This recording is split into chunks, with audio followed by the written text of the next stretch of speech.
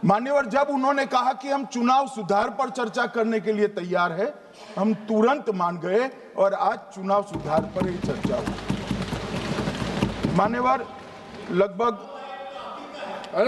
63 please मान्य दादा आप बीमार हो, मैं समझ रहा हूं, मगर बीमार ज्यादा हो तो घर पे रहा करो, यहां सदन का माहौल मत बिगाड़िए।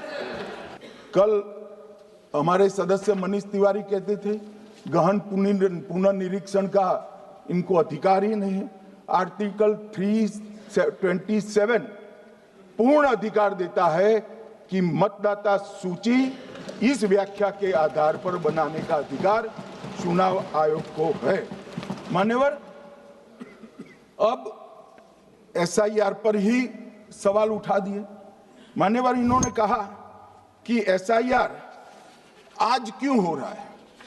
मैं इनको थोड़ा इतिहास बता, और मान्यवर एक नई फैशन हो गई है, इतिहास बताते हैं तो नाराज हो जाते हैं कि आप इतिहास मत बताइए। अरे भला कोई भी प्रक्रिया, कोई भी देश, कोई भी समाज इतिहास को छोड़कर कैसे आगे बढ़ सकता है। इतिहास कोई भी समाज का महत्वपूर्ण अंग है।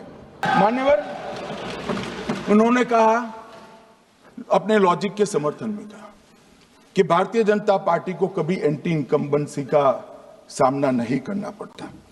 मान्यवर, एंटी इनकम्बेंसी इनके खिलाफ होती है जो जनहित के विरुद्ध काम करे।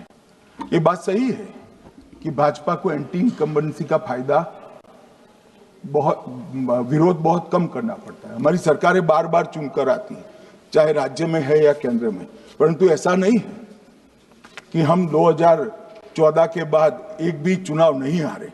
छत्तीसगढ़ में 18 में हारे, राजस्थान में 18 में हारे, मध्य प्रदेश में 18 में हारे, कर्नाटक में भी 14 के बाद हारे, तेलंगाना में हम जीत नहीं पाए, चेन्नई में हम जीत नहीं पाए, बंगाल में भी हम हारे। भाई तो तब तो ये मतदाता सूची बहुत अच्छी होती है, तब से नए कपड़े पहनकर आप शपथ ले लेते हो। उस वक्त मतदाता सूची का विरोध नहीं करते हो, और जब मुंह की पटखनी पड़ती है बिहार की तरह, तब मतदाता सूची का विरोध करते हो। मान्यवर, दोहरे मापदंड नहीं चलेंगे लोकतंत्र में। जब आप जीतते हो तब चुनाव आयोग महान है, जब आप हारते हो तो चुनाव आयोग निकम्मा है, बीजेपी का कहने पर चलता है। जब आप जीतते हो मतदाता सूची अच्छी है, मतदाता सूची अच्छी है, और जब आप हारते हो तो मतदाता सूची खराब है। मई 14 में श्रीमान नरेंद्र मोदी इस देश के प्रधानमंत्री बने, तब से उनको आपत्ति है। तो NDA क्या क्या जीती, 3 लोकसभा चुनाव हम जीते, 41 राज्यों के विधानसभा चुनाव जीते, तो हम 44 विधानसभा टोटल चुनाव जीते हैं 2024 से 25 तक। मगर वो भी 30 चुनाव जीते हैं अलग अलग विधानसभा में, 30 जगह पे। अगर मतदाता सूची करेक्ट है तो क्यों शपथ लिया, क्यों चुनाव लड़ा, आप बताइए देश की जनता को। आप लोग यहाँ कैसे पहुंचे? श्री राहुल गांधी जहां से चुनकर आए थे, वो वायनाड की मतदाता सूची में भी मेरी पार्टी ने प्रेस कॉन्फ्रेंस कर इसी प्रकार की डिस्क्रिपेंसी को बताया है।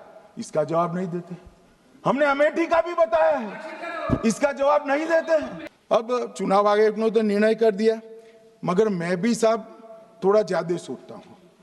तो मैंने सोचा साला ये चुनाव आयोग कहता है कुछ नहीं हो रहा है, कुछ नहीं हो रहा है, तो ये लोग आरोप क्यों लगाए।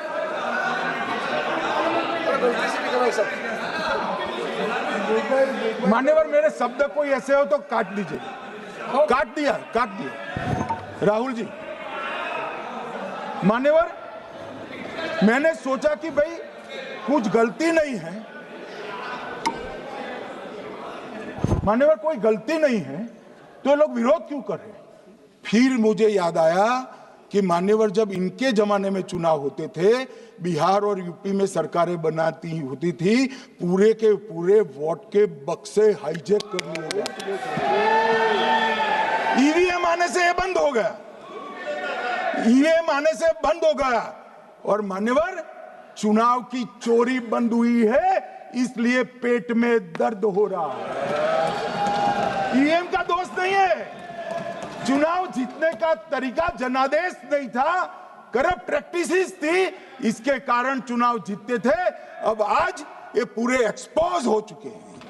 जहां तक 66% और 33% का सवाल है, आप कह रहे हो कि वहां 2 लोग होते हैं और आप 1 होते हैं, ये तो हम तय नहीं करते हैं।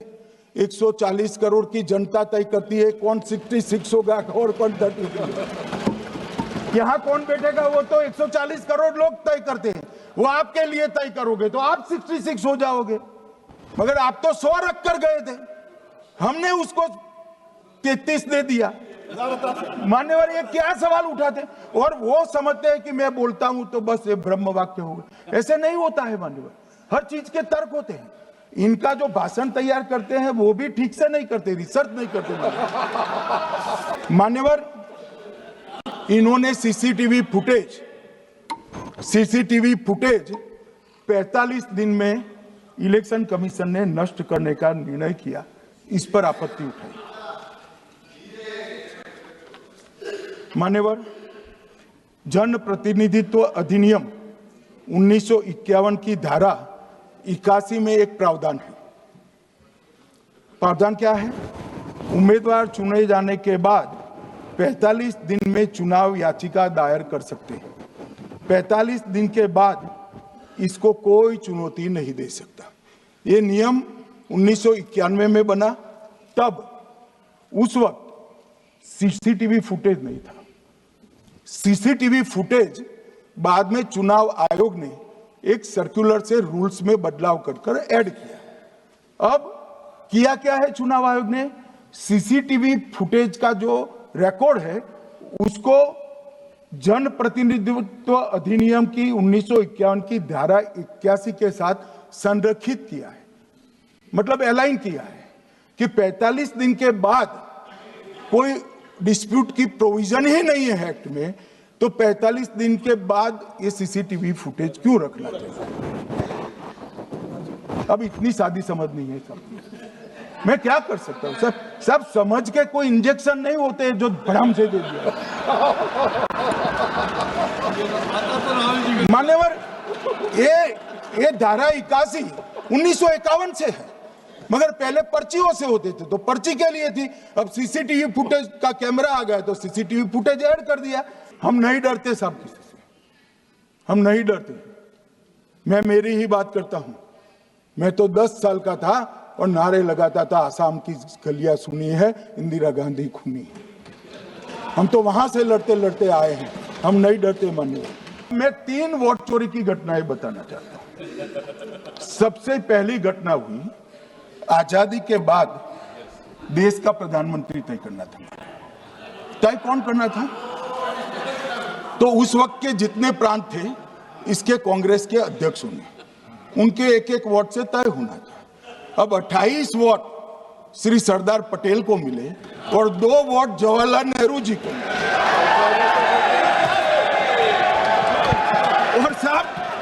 और साहब प्रधानमंत्री जवाहरलाल जी बने।